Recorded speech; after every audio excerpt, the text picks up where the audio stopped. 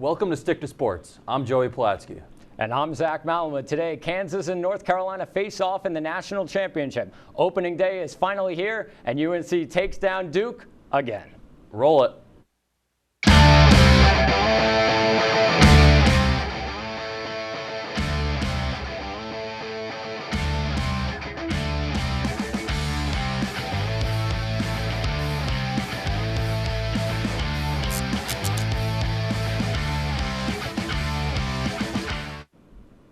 In one of the most hyped college basketball games of all time, the game found a way to live up to it, as North Carolina took down arch-rival Duke 81-77 on Saturday night in the Final Four in a game that featured 18 lead changes and a plethora of offensive skills. The Tar Heels edged out the Blue Devils and also ended Coach K's career on Saturday night. Zach, this is one of the biggest rivalries in sports, but this one saw one of the most historic coaching careers in all of sports come to an end. What do you think about the public's treatment of Coach K since Duke fell to UNC? All right, my first thing about the game, Caleb Love was great down the stretch. Duke missed their free throws, and Bacot had 21 rebounds. That's the difference in the game. But I'm not talking about UNC fans right now. Fans of every team not celebrating one of the greatest careers we've seen from a college basketball coach ever, arguably the greatest. And this could be older generations. Was it Christian Laettner that got you mad? Is Coach K a cheater? If he is, prove it, because nobody else has. And I actually met Coach K 5 years ago, and he probably couldn't have been a nicer guy. Yeah, I was a kid, but you just see the guy's demeanor and how he acts, and all I see is a nice guy. Can he have a bad side to him? Of course. Every coach does. In all of college basketball, you can name a number of coaches that do. But this guy carries himself like a teacher, and I think the disrespectful response to Coach K's career ending was brutal. Okay, so obviously in this game, the free throws were the difference. UNC shot 71% from the charity stripe. Duke was 60%, also rebounding on the boards. UNC dominated. The two things to me that stood out in this tournament, the two head coaches that should have stood out, Shaheen Holloway and Hubert Davis. Shaheen Holloway leading St. Peter's, Hubert Davis leading UNC. Roy Williams left Kansas to go to UNC, and Bill Self filled in, and now we have Bill Self versus Hubert Davis tonight. So many things stand out to me about Coach K. He's mistreated students. No one takes away from what he's done for Duke basketball and USA basketball, but the mistreatment of students through the years is really what makes him so dislikable. And the first game of Saturday's Final Four was a little less exciting than the nightcap. The Midwest Region champion Kansas Jayhawks defeated the South Region champion Villanova Wildcats 81-64. The Jayhawks advanced to the championship game for the first time since 2012. Kansas shot 54% from three-point range with Big 12 Player of the Year Ochai Agbaji shooting 6 for 7 from beyond the arc. This game was over about 3 minutes in. Joey, what was the difference for Kansas? Kansas just opened the game up very quickly from the beginning. They opened it up. They set the terms. They played fast. Kansas was 53.7% from the field and 54.2% from downtown. Just real solid numbers for them. Also inside, David McCormick, 25 points, 9 rebounds. Agbaji with 21 points, 6 of 7 from deep. In the first few minutes, what stood out to me was Eric Dixon on Villanova was just getting torched. Inside, when they had him on McCormick was going to work on him. When they had him on Agbaji on the perimeter, he could not close out on him. Kansas took such a big lead, 10-0 in the first 2.5 minutes, 36-18, 14 minutes in. Kansas just dominated from the get-go. Yeah, Nova was just too small in this one, and that's been pretty much the story of their season. They've gotten a lot of wins, especially in Big East play, but they are way too small, and when they go up against a Kansas team that gets so many offensive rebounds and rebounds on the defensive end, like with McCormick and Jalen Wilson down low, they had no shot. Ochai Agbaji hit his shots, and Kansas eventually won the game. All good things must come to an end, and the college basketball season is no exception. The entire season and a phenomenal March Madness tournament all come to an end tonight as Kansas takes on UNC in the championship game. Zach, even though the game has started by now, what was your prediction coming into the day, and what are some keys? Real quick, live, unofficial halftime report. UNC leads at the half, 40-25. They're 13 of 16 from the line. Bacot has 12 and 10, Agbaji 8 and 3. But Zach, who did you have coming into tonight? I had Kansas. It's pretty sad. But I thought Kansas coming into this game, they needed to take advantage of the depth that they had versus North Carolina. And a lot of guys coming off the bench for Kansas, really only 2 come off the bench for Carolina, and they don't score for Carolina. So Kansas, you look at it, and they only have 5 bench points right now in the first half. That needs to pick up in the second half, but I had Kansas winning. Not looking too great right now, Joey. Yeah, I was very hopeful for being able to have these notes correct, hold them up to the camera, show the people that I actually had it down. I have Kansas takes it, covers the -4. Bacot injury at the end of the game against Duke, plus the UNC lack of depth.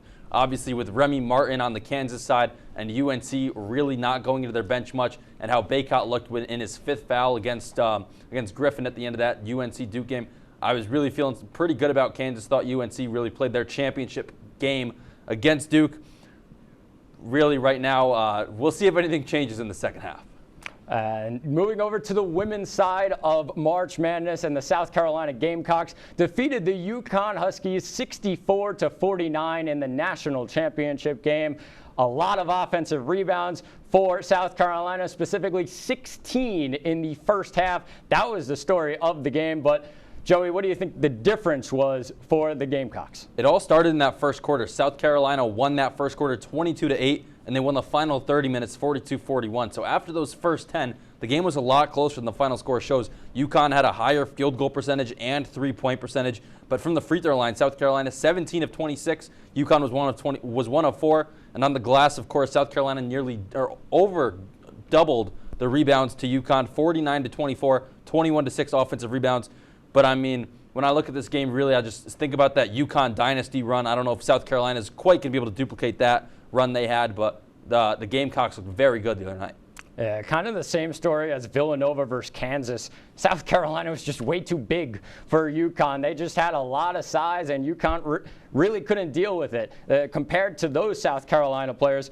But talking about a little bit of a dynasty, I do think South Carolina can build a program. They had a lot of great freshmen that didn't even play yesterday and high in the class, in the recruiting class, and they still made it to the national championship game and eventually won. We're going to take a quick break here on Stick to Sports. Up next, we take a look at the biggest stories in the NBA and make our preseason MLB predictions. Stay tuned right here on WTOP 10.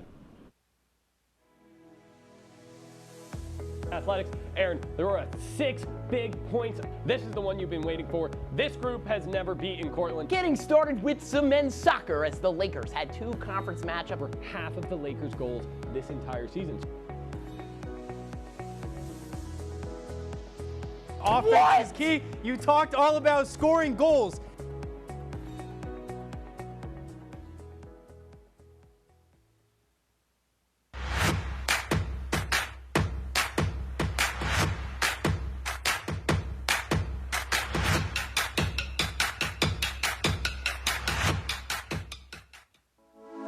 Good evening and welcome to WTOP 10 Nightly News. For the governor race with a strong lead, former Governor Andrew Cuomo is... Barlow announced the completion of a large building mural in downtown Oswego. The renovations on the Hewitt Union Building, turning it into the new Hewitt Hall. And as we move into tomorrow, that rain is going to be in our area. Moving to the Diamond now, as Sweet Caroline got a lot sweeter last night.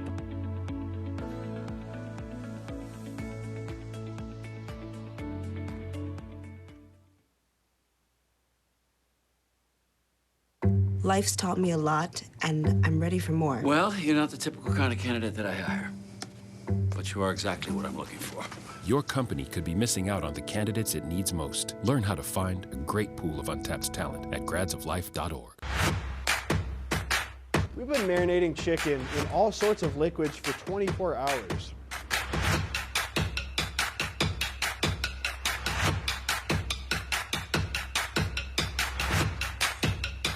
These are vitamins and minerals and things that you need, nutrients.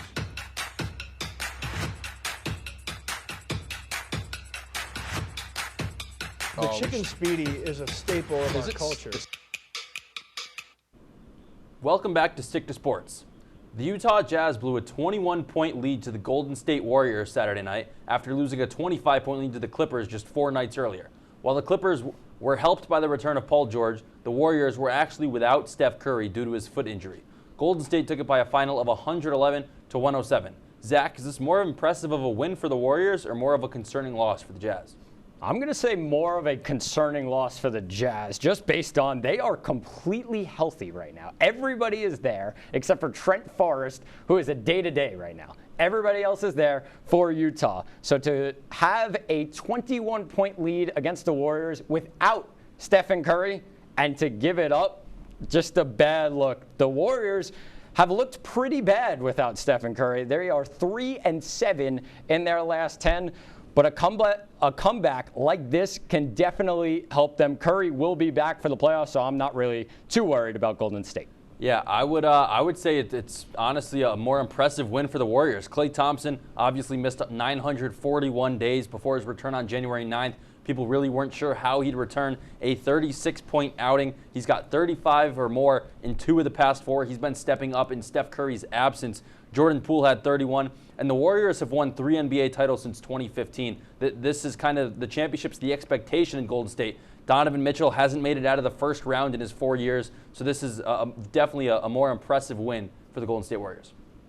Nikola Jokic put up 38 points for his second consecutive game in a 129-118 Nuggets win against the Lakers last night. The 55 combined points from Russ Westbrook and Anthony Davis was not enough offense for the Lakers, who were without LeBron due to an ankle injury.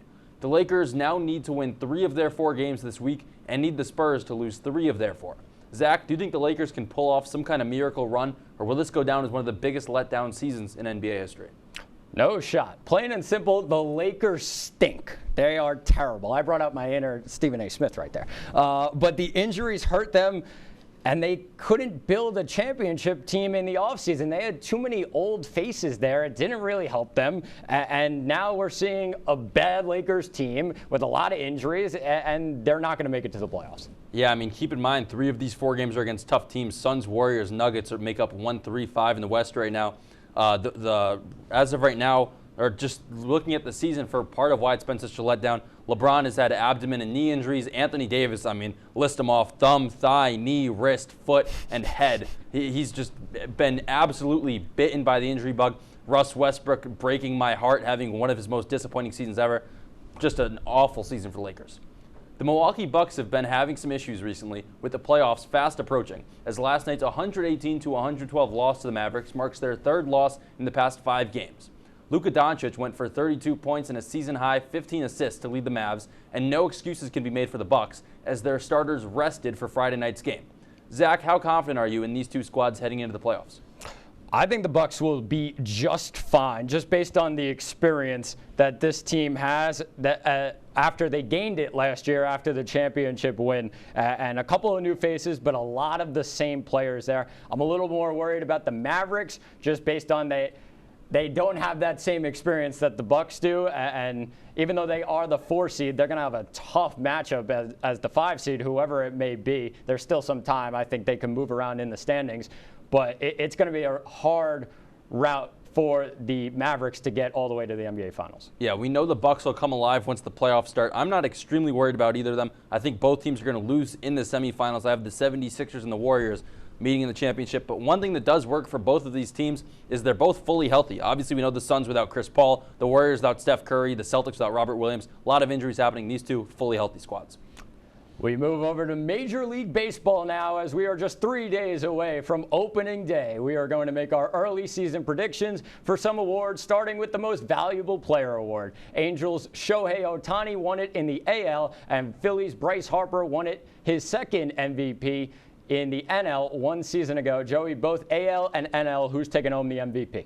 I'm going to start in the AL here. I'm going to go to Vlad Guerrero Jr. Finished 2nd in that AL MVP voting last year. Obviously, everyone just absolutely in awe of what Shohei Ohtani brought over last year in his first season, doing it 2 ways. The pro league at that level is unbelievable. But at some point, I mean, we've seen it with LeBron in his career in the NBA. That greatness is going to start to become a little bit normalized. And Vlad Guerrero I think he's got a very good chance to win the Triple Crown this year. And even Shohei's not going to blow people away quite as much. Bryce Harper going to repeat as well. So book it, Vlad Guerrero and Bryce Harper also both going to win their divisions this year on top of their MVPs.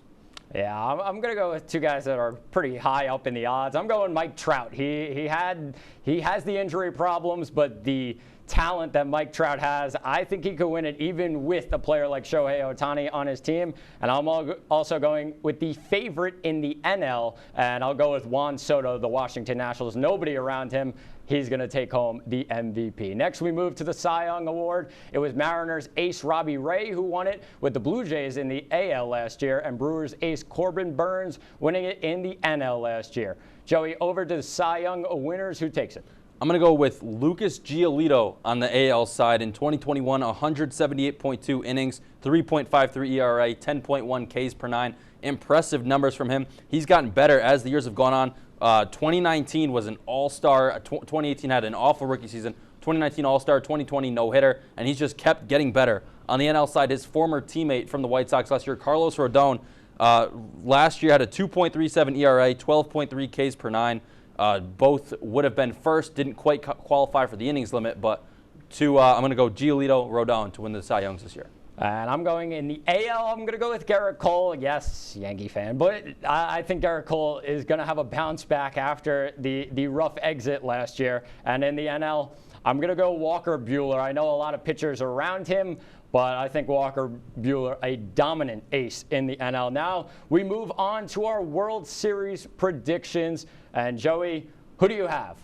I think this year in the World Series, I'm going to take the White Sox coming out in October. This team is just so unbelievable. I'll get into it in my best bets later, but I think the White Sox, just with how good they are in the starting rotation with Lynn, Giolito, Cease, and then that bullpen with Liam Hendricks, Joe Kelly, and the starting lineup, 0 holes in it. Chicago White Sox going to be holding the World Series trophy come October. And I'm going to go with a repeat here. I'm going to go with the Atlanta Braves. And they added Matt Olson to replace Freddie Freeman. Freeman went to the Dodgers, but this team won the World Series last year without Ronald Acuna Jr., and he's going to come back in about early May. So watch out for the Braves. A lot of the same phases here. Yes, obviously, Freeman leaving is a pretty big loss, but Olson coming in, I think, definitely replaces that for the Atlanta Braves, and they'll win it all. We have to take a quick break here, but when we come back, Joey will be joined by Ben Diamond. Don't go anywhere. You are watching Stick to Sports.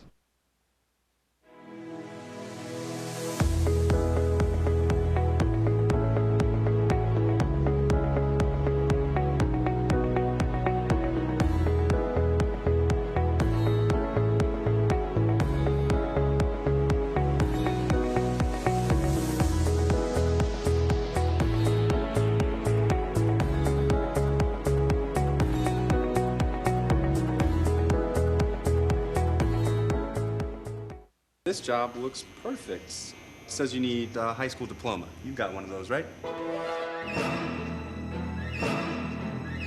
Skip the drama. Get your diploma. I got that. Find free adult education classes at finishyourdiploma.org. Major Discussions is the new show that explores the stories of students right here on campus. I personally came here to SUNY Oswego for the broadcasting program because I love to hear people's stories and to do work just like this.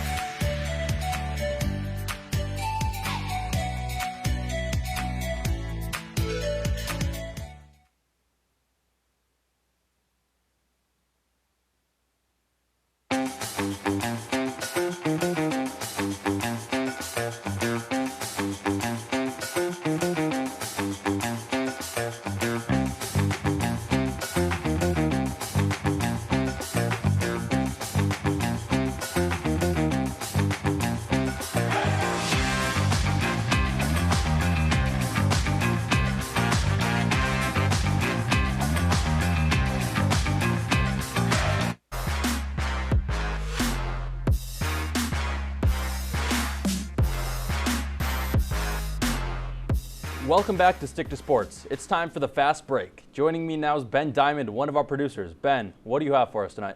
Thanks, Joey. I'm going to continue your MLB conversation, but focus on a few players from the 2022 rookie class. Starting with Bobby Witt Jr., it was only a matter of time before the Royals decided he was ready. Witt had impressed the Royals with a lot last season, as well as during spring training. In 2021, Witt bat .290 with 33 home runs and 97 RBIs. He'll be thrown into a lineup with Adalberto Mondesi and Whit Merrifield, as well as Salvador Perez, as he looks to continue his success in the show. Yeah, Ben, obviously Bobby Witt Jr. is really the guy to watch in terms of MLB prospects. Number 1, according to MLB.com, 2019 Gatorade High School Player of the Year, second pick in that draft as well, and just a lot of eyes on him.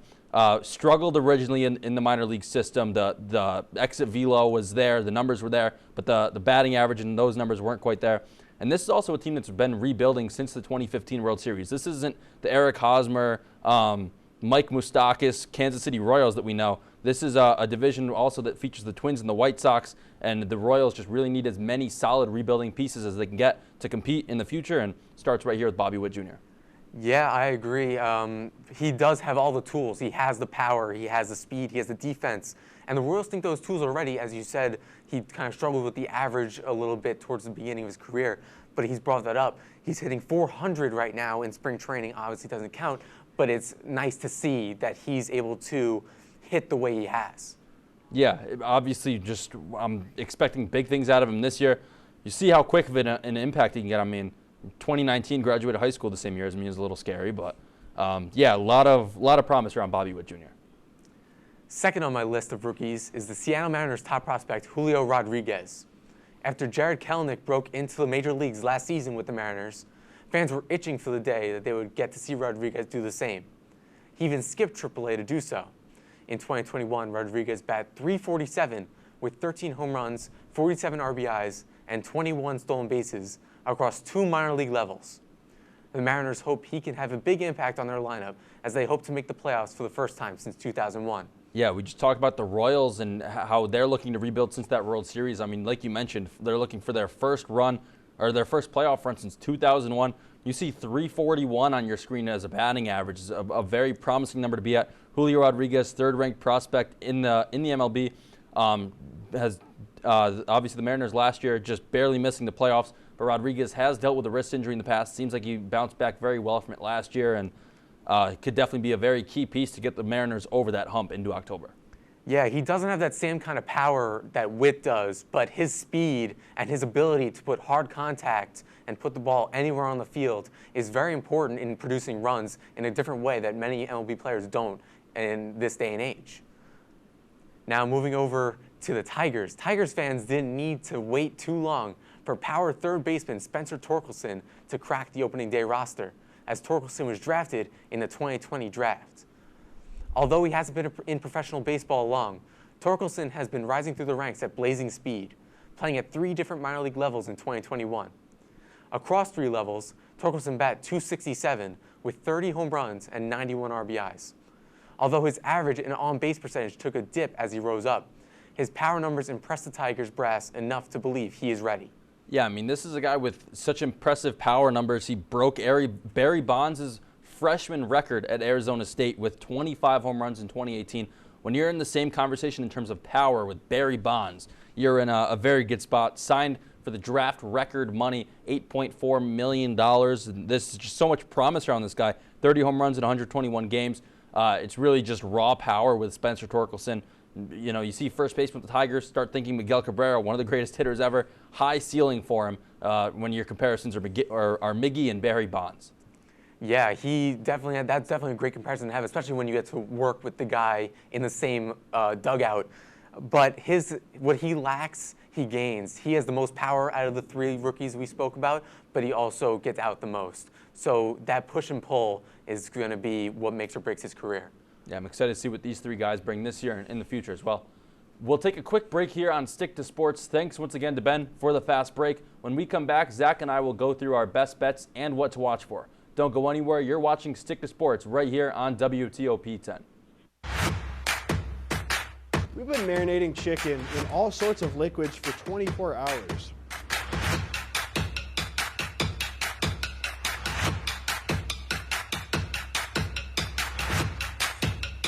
These are vitamins and minerals and things that you need, nutrients.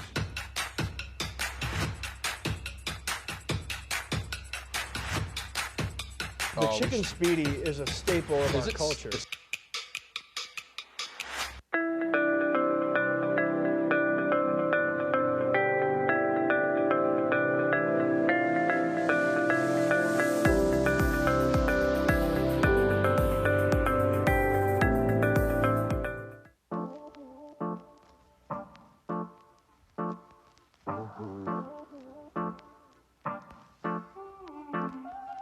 Of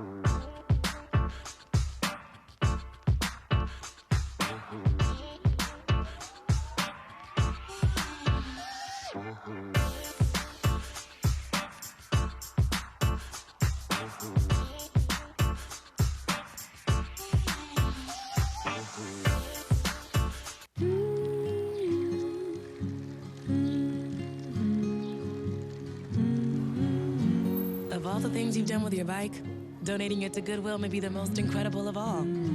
Goodwill. Donate stuff, create jobs. Good evening and welcome to WTOP 10 Nightly News. For the governor race with a strong lead, former Governor Andrew Cuomo is... Barlow announced the completion of a large building mural in downtown Oswego. The renovations on the Hewitt Union Building, turning it into the new Hewitt Hall. And as we move into tomorrow, that rain is going to be in our area. Moving to the Diamond now, as Sweet Caroline got a lot sweeter last night.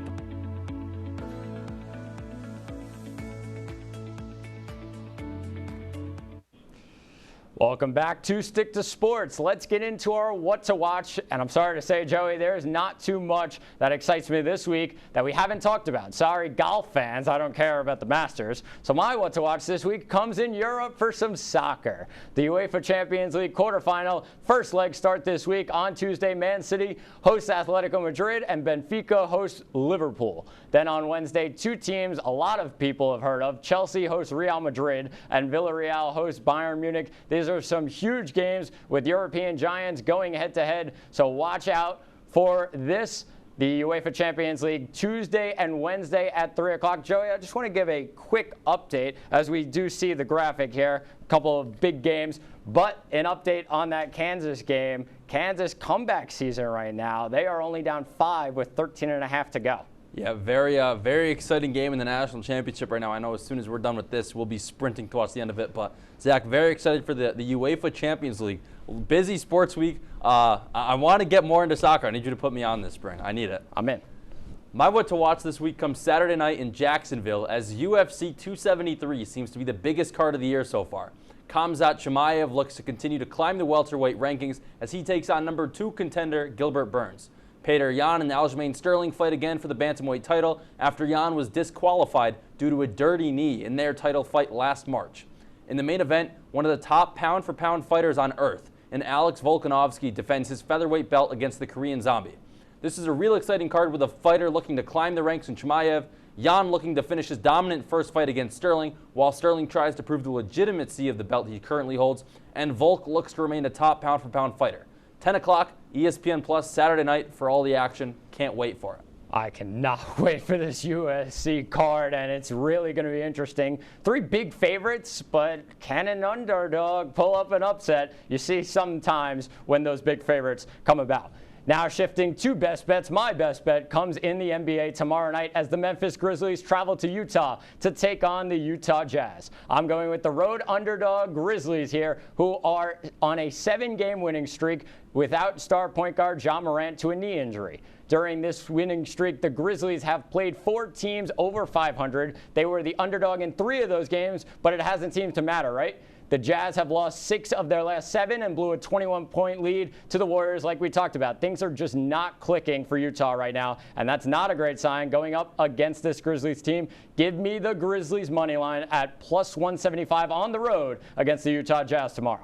Zach, love the recency trends there. Obviously, you got who's making it further in the NBA playoffs, Grizzlies or Jazz? Grizzlies. Grizzlies? Easy. Opening day is coming up this week, so I have to get some futures bets in for the baseball season, obviously. There are plenty of teams I think are A tier in 2 of the 3, between starting rotation, bullpen, and starting lineup, but there's one team I think is A tier in all 3. That team's the Chicago White Sox. Giolito, Cease, Keuchel, Kopech, and Lynn is one of the best rotations in baseball. Graveman, Kelly, and 2021 saves leader Liam Hendricks makes up a lethal bullpen. And where do I begin for the starting lineup? I mean, you got Abreu, Anderson, Jimenez, Robert, Moncada, Grandal, Pollock, Josh Harrison, and Andrew Vaughn. Spot the weakness in this team. White Sox World Series plus 1,200. Lock it in. I'll see you in October to collect our free money. Let's do it. Trying to get that White Sox prediction. Make some money. That's all the time we have on this episode of Stick to Sports. Be sure to tune in next week right here on WTOP 10. Go.